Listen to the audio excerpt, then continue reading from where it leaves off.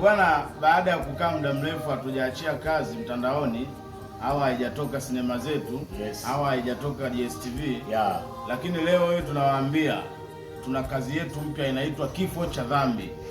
Kifo cha Dhambi. Yeah. Kwa hiyo ndugu zangu wa Tanzania mliopo ndani ya nchi ya Tanzania na nje ya nchi ya Tanzania, kaeni mkao wa kula leo hii saa 12 kwenye chaneli yetu ya Kusini 360 Media. Tunakurushia filamu mpya inaitwa Kifo cha Dhambi. Yaani chaneli yenyewe ambayo utapata hiyo kazi inaitwa Kusini 360 Media. Kusini, andika Kusini bila kuacha nafasi, 360 Media. Yaani kwenye Kusini pale na 360 zinaungana.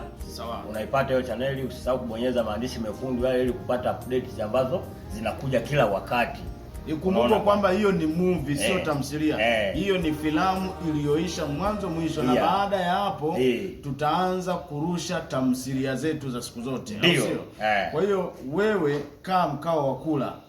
Naona sasa hivi kuna baadhi ya series yetu na vipande vyetu vinaonekana kule Cheka Plus kule, lakini hapa kwenye YouTube tunatuma kwanza filamu, watu wana hamu na filamu.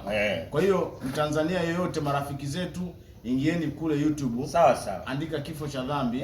Saa 12 leo inaruka, iko hewani. Kama kawaida. Pamoja sana. Sisi bwana tunakutegemea wewe unetutazama. Wewe ndio mdau wetu. Unamaliza bando lako kwa ajili ya sisi, na sisi tumechoka kuvunja madirisha ya watu.